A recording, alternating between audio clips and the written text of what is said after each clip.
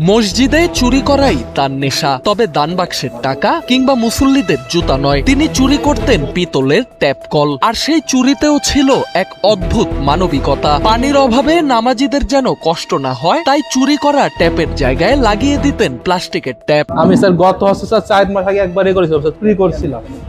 হ্যাঁ স্যার, গত 4 মাস আগে একবার চুরি করছিলাম, আর গত আপনার 4 মাস পরে আজকে আবার আমি গেছিলাম আপনার একই জায়গায়। নাটোরের বিভিন্ন মসজিদ থেকে রহস্যজনকভাবে উধাও হচ্ছিল পিতলের ট্যাপ, তবে চুরি হওয়া এসব ট্যাপের জায়গায় লাগিয়ে দেয়া হতো প্লাস্টিকের ট্যাপ। ফলে অনেক ক্ষেত্রেই তাৎক্ষণিকভাবে ধরা পড়তো না চুরির ঘটনা। কে বা কারা এভাবে ট্যাপ কল বদলে নিয়ে যাচ্ছে তা নিয়ে তৈরি হয় রহস্য। অবশেষে দীর্ঘ নজরদারি, তথ্য সংগ্রহ ও অভিযানের পর খুলনার বাসিন্দা মিজানুর রহমানকে আটক করে নাটোর জেলা গোয়েন্দা পুলিশ।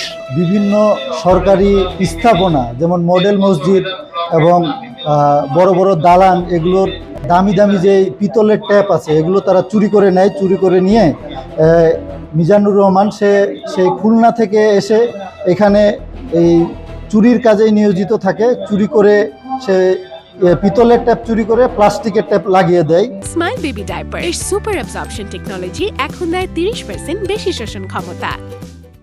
এবং এই ট্যাপগুলো কামাল শেখের কাছে তার ভাঙড়ি দোকানে সে কন্টিনিউ এগুলো বিক্রি করে, এবং কামাল শেখ এগুলো এই চোরাই মালগুলো ক্রয় করে ট্রাক লোড দিয়ে সে ঢাকায় পাঠিয়ে দেয়। পেশায় মিজানুর রহমান একজন স্যানিটারি মিস্ত্রি, পাশাপাশি পার্ট টাইম চোর। ডিবি পুলিশের ভাষ্য, প্রায় 7 মাস আগে তিনি নাটোর আসেন। এরপর নিয়মিত বিভিন্ন মসজিদে নামাজ আদায় করতেন, আর সেই সুযোগেই অজুখানায় গিয়ে কয়েক সেকেন্ডের মধ্যে খুলে ফেলতেন পিতলের ট্যাপ। পরে সেগুলো বিক্রি করতেন ভাঙারির দোকানে। এরা এরকম ঘটনা আরো অনেক জায়গায় ঘটিয়েছে, আমাদের গুরুদাসপুর উপজেলা মডেল মসজিদ, বড়াইগ্রাম উপজেলা মডেল মসজিদ, এবং আমি আজকে খবর পেয়েছি খুলনা, চাঁদপুর, যেহেতু আমাদের মডেল মসজিদগুলো পুরো বাংলাদেশে আছে, বিভিন্ন জায়গাতেই এরা এই কুকর্মগুলো করে যাচ্ছে। তবে অভিযুক্তের দাবি, তিনি মসজিদের পুরোপুরি ক্ষতি করেননি। তার ভাষ্য, দামি পিতলের ট্যাপ কল খুলে তার জায়গায় প্লাস্টিকের ট্যাপ লাগিয়ে দিতেন, যাতে অজু করতে কোনো প্রকার সমস্যা না হয়। পুলিশ জানায়, সর্বশেষ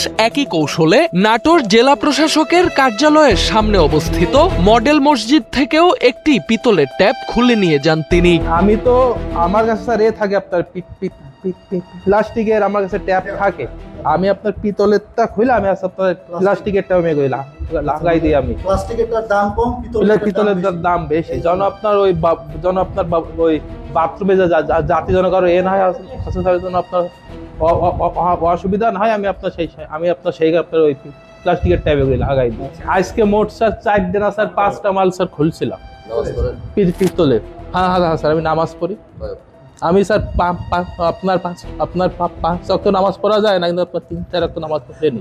আটকের পর ডিবি কার্যালয়ে 200 রাকাত নামাজ পড়ার ইচ্ছা প্রকাশ করেন মিজানুর, এবং সেখানেই নামাজ আদায় শুরু করেন। তবে নামাজের এই আগ্রহ তাকে ট্যাপ চুরির অভিযোগ থেকে রেহাই দিতে পারেনি। সোহানাল রাজি, এনপিবি।